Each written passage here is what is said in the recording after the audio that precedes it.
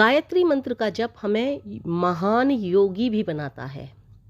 अब आप सोचोगे योगी कैसे बनाता है, जब हम योग करेंगे ही नहीं तो गायत्री मंत्र का जप हमें योगी कैसे बना देगा।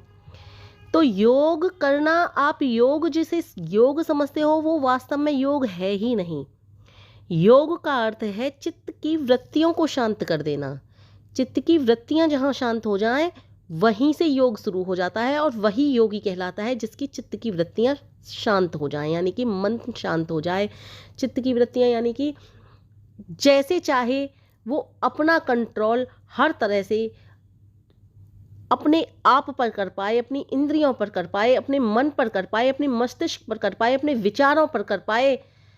और तो और जब चाहे जैसे चाहे वो व्यक्ति उस समय चाहे कितना भी कोलाहल मच रहा हो, कितना भी शोर शराबा हो रहा हो, जब चाहे तब शांत स्वभाव में होकर के वो प्रभु के नाम के लिए बैठ जाए। देखिए, योग वह होता है जहाँ पर मैंने पहले ही बता दिया चित्त की वृत्तियाँ शांत हो जाए, वो योग है। योग के फिर आप कहोगे योग तो वो होता है आसन करते हैं, व्यायाम करते हैं, प्राणायाम करते हैं और हठ योग वगैरह बहुत सारे योग हैं। नहीं, वो योग के अंग हैं, वो योग नहीं है, योग के अंग हैं। जैसे कि आत्मा के बिना शरीर बेकार है, आत्मा के बिना जैसे शरीर बेकार है, वैसे ही योग का जो मेन अंग है, जो कहते हैं वास्तव में अंग है, जो प्राण है योग का, वो ध्यान है। ध्यान के बिना योग असंभव है, और ध्यान से हम संपूर्ण योगी बन सकते हैं। केवल एक ध्यान वाला अंग ही अपना लें तो हम संपूर्ण योगी बन सकते हैं, क्योंकि ध्यान से हमारी चित्त की वृत्तियां शांत हो जाती हैं। गायत्री मंत्र का जप चलता रहे और ध्यान हमारा यदि लग जाए और चित्त की वृत्तियां हमारी शांत हो जाएं तो हम महान योगी बन सकते हैं। ये बात सत्य है बिल्कुल। कि और तो सारे योग के अंग हैं, जैसे कि शरीर में हम हाथों के द्वारा खाना खाते हैं, पानी पीते हैं, लेकिन शरीर सब कुछ कार्य कर रहा है, सब कुछ चल रहा है, लेकिन इस शरीर से यदि आत्मा निकल जाए तो शरीर कुछ नहीं है। इस शरीर को जो चला रहा है वो आत्मा चला रहा है। इस शरीर में जो कुछ भी है, सब कुछ है, जो कुछ है वो आत्मा है। इसी तरह से योग में सब कुछ है, जो कुछ भी है वो ध्यान है। ध्यान ही समाधि तक पहुंचाता है। आप कहोगे समाधि भी तो बहुत कुछ है, हाँ है, लेकिन ध्यान ही समाधि तक पहुंचा देता है। जब ध्यान अच्छे से लगने लगता है और ध्यान में चित्त की वृत्तियां शांत हो जाती हैं तो समाधि अवस्था हमारी आनी शुरू हो जाती है।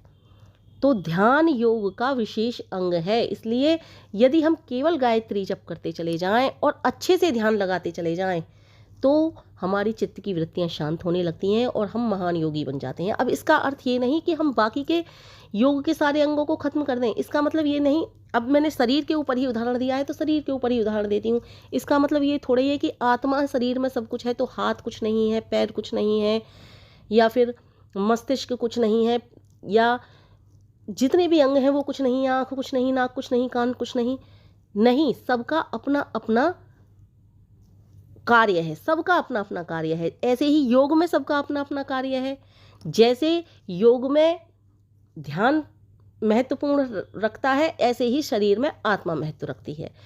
आत्मा और ध्यान, शरीर के ऊपर मैंने उदाहरण दिया है, तो शरीर में जैसे आत्मा प्रमुख वैसे ही योग में ध्यान प्रमुख। लेकिन जैसे शरीर के लिए सभी अंगों की आवश्यकता है, वैसे ही योग के लिए भी सारे अंगों की आवश्यकता है जो योग के अंग हैं। ध्यान, धारणा, समाधि, प्रत्याहार, ये सब कुछ योग के अंग हैं। आसन, व्यायाम, धारणा, ध्यान, समाधि, ये सब कुछ योग के अंग हैं। लेकिन यदि हम गायत्री मंत्र का जप करके ध्यान करते चले जाएं तो हमारी चित्त की वृत्तियां शांत हो जाएंगी और हम संपूर्ण योगी बन सकते हैं। इसी के ऊपर एक कथा सुनाती हूँ। एक कथा आती है, श्री राम के ज़माने की कथा है वो। श्री राम जी के पास याज्ञवल्क्य ऋषि जी आए थे। याज्ञवल्क्य ऋषि जी आकर के बोले कि हे राम, मैं एक दुविधा में पड़ा हुआ हूँ। सब तुम्हारा आदर करते हैं, सम्मान करते हैं, और तुम्हारी बात पर किसी को संदेह भी नहीं हो सकता है कि तुम किसी के स्वार्थ वशीभूत बोल रहे हो, या किसी की भावना के वशीभूत बोल रहे हो, या फिर किसी के तुम्हारा ज़्यादा लगाव है इसके वशीभूत बोल रहे हो। इसलिए इस प्रश्न का संदेह है, या फिर इस प्रश्न का उत्तर मैं सिर्फ तुमसे जानना चाहता हूँ। श्री राम उठे, याज्ञवल्क्य ऋषि जी को प्रणाम किया, बिठाए, आसन दिया, चरण धोए उनके, बोले मेरा बहुत बड़ा सौभाग्य जो आप यहाँ पर पधारे, आइए बैठिए। यथा योग्य उनके लिए आसन दिया। इस पर महर्षि याज्ञवल्क्य जी बोले, इन दिनों मैं इस एक दुविधा में पड़ा हुआ हूँ। बहुत बड़े बड़े ऋषि हैं, शांडिल्य ऋषि हैं, मैं भी ऋषि हूँ, और भी बहुत बड़े बड़े महर्षि हैं, ऋषि हैं, तपस्वी हैं, लेकिन मैं एक दुविधा में पड़ा हुआ हूँ। इस समय मुझे एक महान योगी की उपाधि देनी है किसी के लिए। मेरी समझ में नहीं आ रहा इस समय का महान योगी कौन हो सकता है। और आपकी बातों पर कोई संदेह नहीं कर सकता, आपकी वाणी पर कोई संदेह नहीं कर सकता, इसलिए मैं ये प्रश्न आपसे पूछने आया हूँ। श्री रामचंद्र जी ने बिना देरी किए एक उत्तर दिया कि मेरी नज़र में जो सबसे बड़े महान योगी हैं इस समय वो महाराज जनक हैं।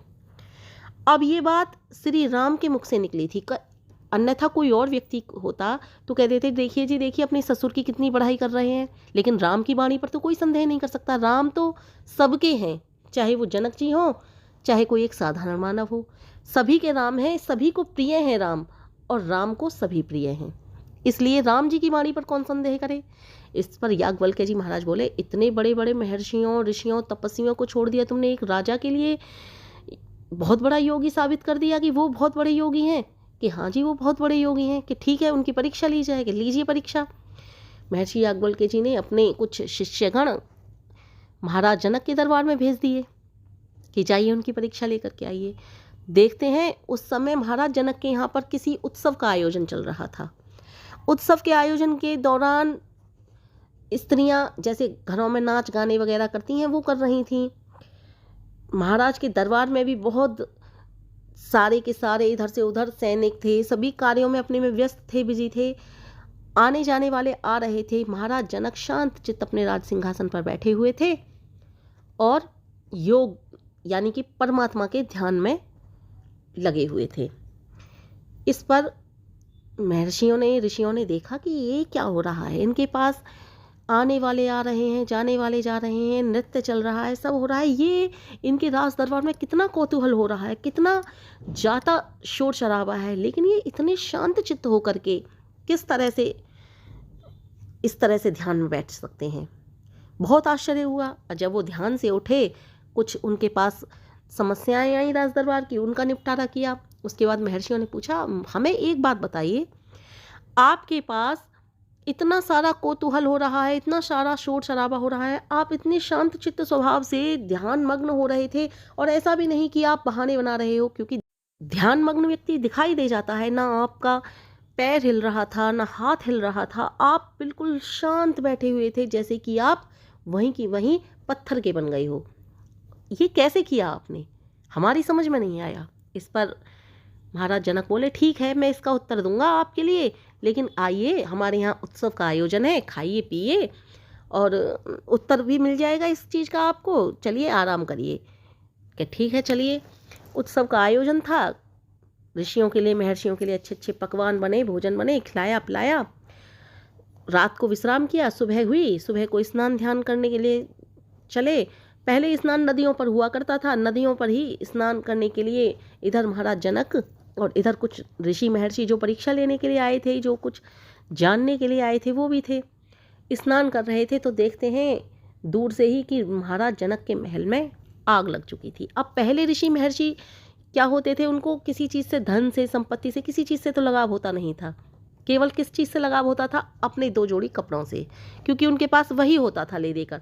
2 जोड़ी कपड़ों से लगाव क्यों होता था, क्योंकि उन्हें धन से लगाव नहीं होता था, धन उनके पास नहीं होता था, और धन उनके पास नहीं होता था इसलिए ही अपने कपड़ों से लगाव होता था, कि धन नहीं है पास, कपड़े कौन बनवाएगा।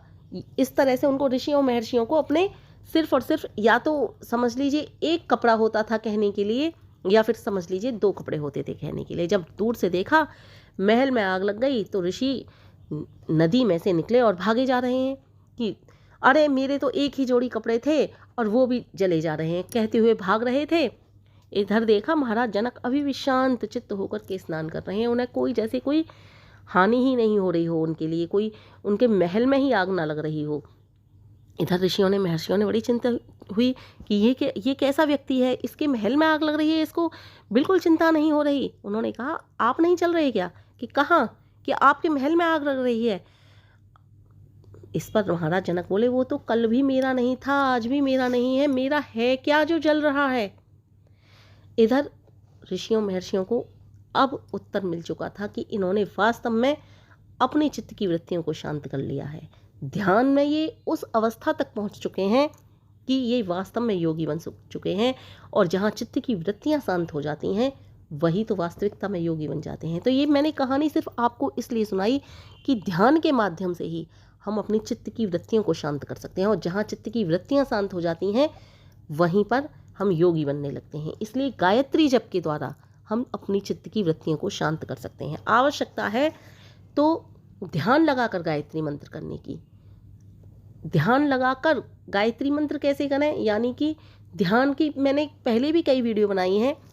ध्यान हम कहीं भी लगा सकते हैं, जहां हमें अच्छा लगे, सुविधा अनुसार लगे, अपने हृदय के बीच में, अपने मस्तिष्क के बीच में, जहां पर स्त्रियां बिंदी लगाती हैं वहां पर ध्यान नहीं लग पाता है तो आपको जहां भी सुविधा हो रही हो वहां पर ध्यान लगा सकते हैं। दीपक देखिए, दीपक को देखते हुए ध्यान लगाइए, अपनी आंखों के बीच में ही अंदर अंदर ध्यान लगाने की कोशिश कीजिए।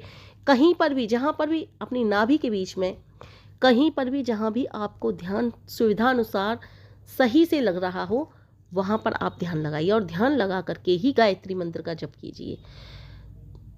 आवश्यकता नहीं है, जरूरी नहीं है कि आप माला से ही करो, जरूरी नहीं है कि आप घड़ी से ही करो, जैसे भी आपको सुविधा लगे आप वैसे गायत्री मंत्र के जप कर सकते हो। बस जरूरी यही होता है, आवश्यक यही होता है कि आप ध्यान लगा के गायत्री मंत्र का जप करो। ध्यान लगा करके गायत्री मंत्र का जप करोगे तो आपको बहुत कुछ महसूस होगा, अलग महसूस होगा। चित्त की वृत्तियां शांत धीरे धीरे होने लगेंगी और एक आप महान योगी वास्तव में बन पाओगे। अब आप ये कहोगे तो फिर जब चित्त की वृत्तियां शांत करने के लिए केवल ध्यान ही आवश्यक है तो ध्यान के माध्यम से ही हम क्यों ना संपूर्ण योगी बन जाएं, और किसी अंग की आवश्यकता क्या है? आवश्यकता है, और बाकी के जो भी योग के जो अंग हैं वो हमारे शरीर को स्वस्थ रखने के लिए हैं। जब हमारा शरीर ही स्वस्थ नहीं रहेगा तो ना तो हमारा ध्यान करने को मन करेगा, ना गायत्री जप करने को मन करेगा। और ये मन बड़ा ही चंचल है, ये वास्तव में नहीं करता है। जब शरीर बेकार होता है ना, ध्यान और जप की तो बात ही छोड़िए, घर में 2 रोटी बनाने को भी दिल नहीं करता है। लेकिन जब मन को हम काबू में कर लेते हैं ना, तो मन, मैंने कल की वीडियो में बताया था कि मन स्वयं करता है कि नहीं गायत्री मंत्र का जप करो, और ये मन भी शांत योग के द्वारा ही होगा। इसलिए योग के सभी अंग बहुत आवश्यक हैं। शरीर को स्वस्थ रखने के लिए आसन, व्यायाम, प्राणायाम ये आवश्यक हैं। अंदरूनी सफाई के लिए विचारों की शुद्धता, आचार की शुद्धता, व्यवहार की शुद्धता, ये सब कुछ जरूरी है।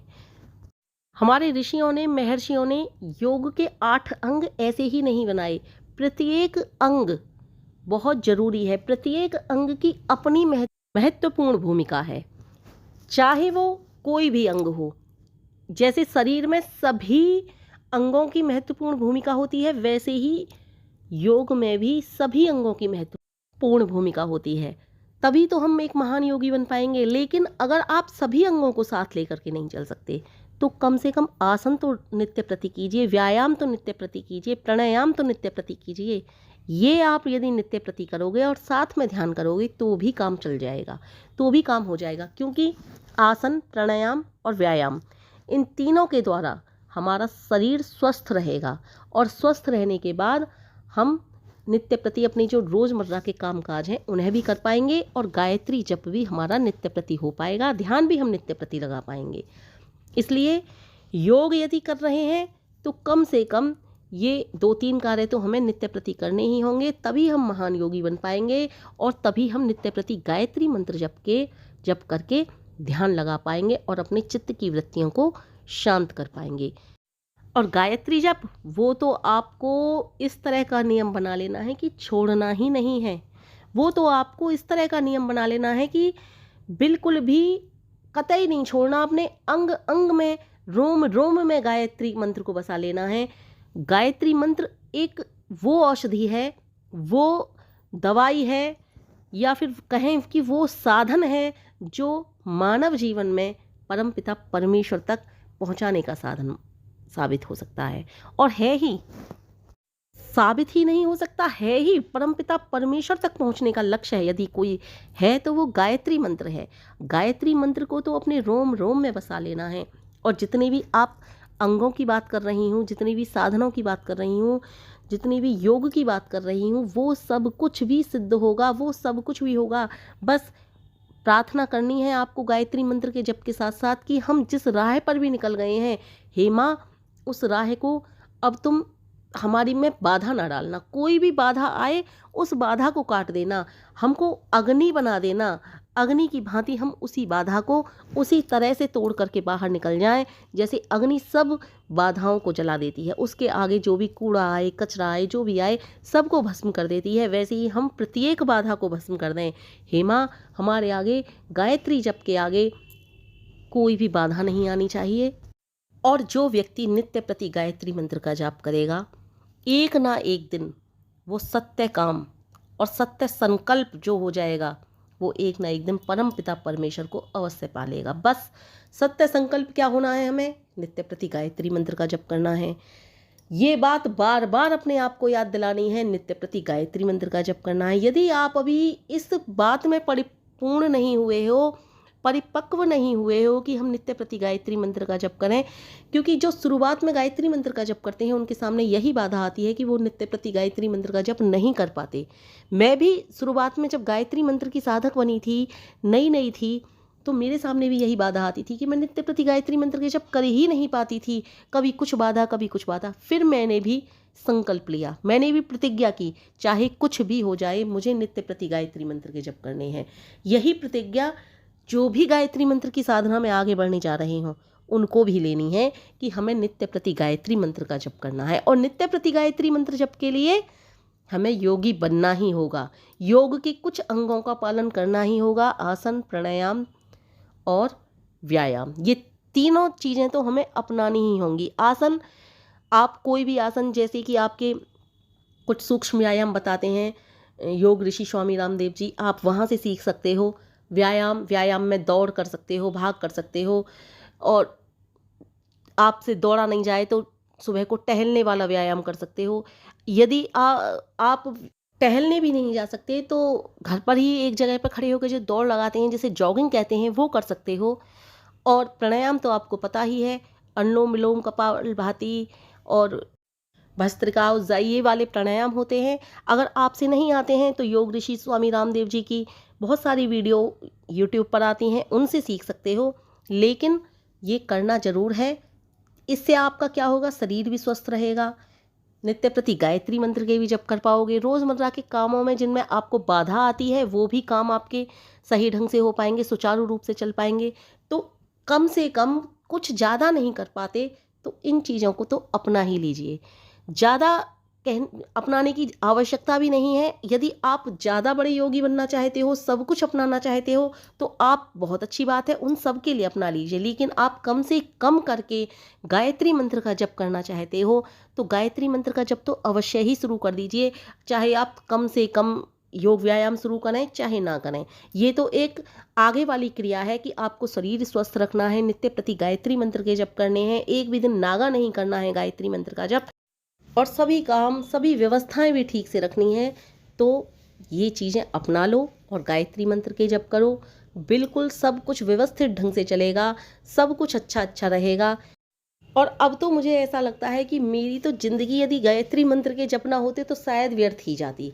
गायत्री मंत्र के जप हैं तो मुझे अब अपनी ज़िंदगी वास्तव में अर्थ वाली महसूस होती है कि कुछ अर्थ है मेरे जीवन का। अगर गायत्री मंत्र के जप ना होते तो मैं क्या करती, मेरी समझ ही नहीं